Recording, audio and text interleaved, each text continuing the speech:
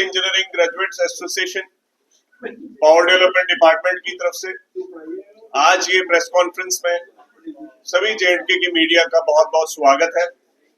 जिस तरीके से आज तक आपने बखूबी हमारे मुद्दों को, जो हमेशा पब्लिक इंपॉर्टेंस के मुद्दे रहे हैं, उनको उजागर किया है। आज भी इसी कड़ी में हमारा जो संघर्ष 2021 से चल रहा है, पहले हमने जम्मू कश्मीर के एसेट्स को बचाने के लिए एक लड़ाई और प्राइवेटाइजेशन को किनारे पे करने के लिए एक जद्दोजहद की, जिसके आप साक्षी हैं। आज की डेट में भी बहुत सारे ऐसे इश्यूज हमारे सामने आ रहे हैं जो अभी तक अनरिजॉल्व हैं। जो 2021 का एग्रीमेंट हमारे साथ रात को 12 बजे किया गया था, जिसमें अभी भी रेगुलराइजेशन ऑफ इंजीनियर्स का मुद्दा जो है अभी तक पेंडिंग है। हमारे जो चीफ इंजीनियर्स हैं, मैनेजिंग डायरेक्टर्स हैं, सुपरिटेंडिंग इंजीनियर्स हैं, एक्सचेंज हैं, ये सभी लोग रिटायरमेंट पे जेई या एई की तनख्वाह पे सुपरएनेट हो रहे हैं। इनकी जो पेंशन है इनके काउंटर पार्ट से बहुत नीचे फिक्स हो रही है।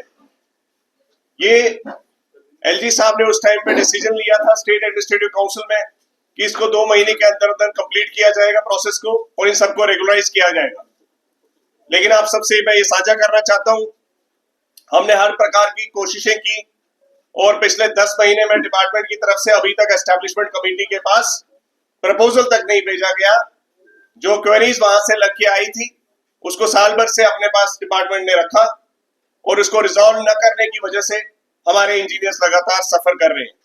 और जिस वर्कफोर्स में एक डिमोरलाइज्ड इंजीनियर्स और डाउन द लाइन स्टाफ बैठा हो, उसको टर्न अराउंड की तरफ लेना बहुत मुश्किल है। जबकि हमारी अकाउंटेबिलिटी फिक्स करना, हमारे लोगों की सस्पेंशन करना, आपको पीछे पता होगा कि हमारे इंजीनियर्स को सस्पेंशन में भी रखा गया। जबकि रेवेन्यू में जम्मू ने काफी इंप्रूवमेंट की और ईयर ऑन ईयर बहुत सारा रेवेन्यू जो है रियलाइज भी किया, और कश्मीर में भी काफी सारी प्रोग्रेस हुई है। और हमेशा इंजीनियर्स की अकाउंटेबिलिटी क्यों? At the same time bureaucrats की अकाउंटेबिलिटी कौन फिक्स करेगा? मुझे बताइए, इस यूटी में कौन से ऐसे ब्यूरोक्रेट पे कोई एक्शन लिया गया कि उसने अपनी परफॉर्मेंस और प्रोग्रेस के लिए क्या किया है? उनके एपीआर किसी ने साइन करते हुए पूछा कि आपने कितने लोगों की एचआर इश्यूज सॉल्व किए, आपने कितने लोगों की रेगुलराइजेशन की, आपने कितने डेली वेजर्स को परमानेंट किया, आपने कितने इंजीनियर्स की जो प्रमोशंस थी उनको रेगुलराइज किया, आपने क्रिएशंस क्या की, आपने इंफ्रास्ट्रक्चर के रहते हुए मुझे बताइए 1981 का जो इंफ्रास्ट्रक्चर है उसकी भी वैकेंसी पोजीशन को अभी तक फिल नहीं किया गया है।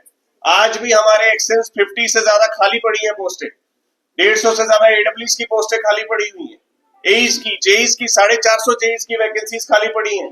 मैं एसएसआरबी को भी ये यहाँ से चेतावनी देना चाहता हूँ कि जम्मू कश्मीर के पावर इंफ्रास्ट्रक्चर के साथ आप खेल रहे हैं जब आप रिक्रूटमेंट नहीं कर रहे हैं। आप रिक्रूटमेंट को सिर्फ एम्प्लॉयमेंट के नजरिए से ना देखिए। जो सरकार इतना पैसा रिक्रूटमेंट, ये अपने एसेट्स को क्रिएट करने के लिए 5000 करोड़ का इन्वेस्टमेंट जो है आरडीएसएस के थ्रू कर रही है, उसको मॉनिटरिंग से उसकी सफर हो रही है, because SSRB is delaying the recruitment process. Junior engineers जो है 8 साल से पीडीडी के कॉर्पोरेशन में रिक्रूट नहीं हुए। ये आज की डेट में हमने सरकार के साथ मुतालबात जो है गाइडेंस काउंसिल के थ्रू, हमारी एपेक्स बॉडी है गाइडेंस काउंसिल जिसमें चीफ इंजीनियर्स भी पार्टिसिपेट करते हैं, उनके थ्रू हमने 30 दिसंबर का गवर्नमेंट को अल्टीमेटम दिया है, और ये हमने 4 दिसंबर को ऑलरेडी नोटिस सर्व किया है। आपके प्रेस के थ्रू हमने ऑलरेडी प्रेस स्टेटमेंट्स पहले भी दी, और आज इस प्रेस कॉन्फ्रेंस के थ्रू मैं आज exactly nearly 12 days are left for the day, और मैं नहीं चाहता कि 2021 के हालात सरकार के सामने बनने के लिए हमें मजबूरन ऐसे हालात क्रिएट किए जाए। मेरी सरकार से यही रिक्वेस्ट है, एस्टैब्लिशमेंट कमेटी की मीटिंग कन्वीन की जाए फौरी तौर पे, और ये जो रेगुलराइजेशन का मुद्दा है इंजीनियर्स का, इसको इमीडिएटली एड्रेस किया जाए।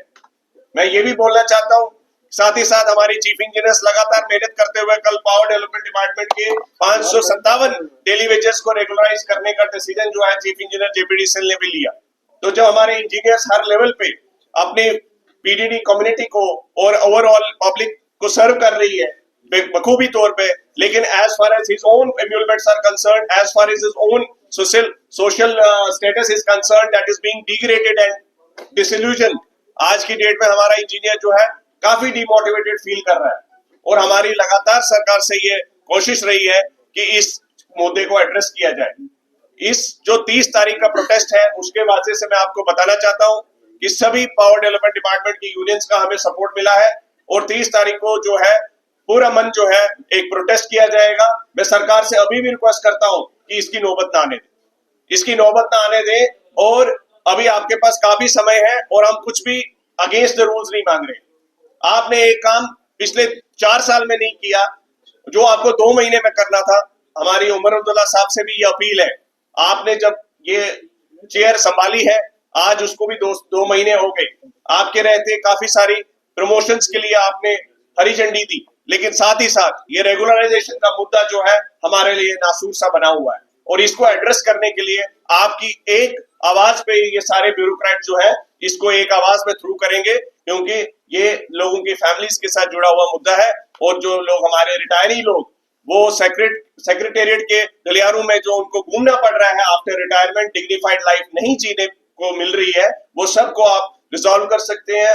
हमारी सीएम साहब से यही अपील है कि वो इसका कॉग्निजेंस लें और इमीडिएटली डिपार्टमेंट को बोले और जीएडी को बोले कि एस्टैब्लिशमेंट कमेटी मीटिंग फौरी तौर पे कन्वीन हो और 30 तारीख से पहले ही इस मसले को रिजॉल्व किया जाए। Thank you.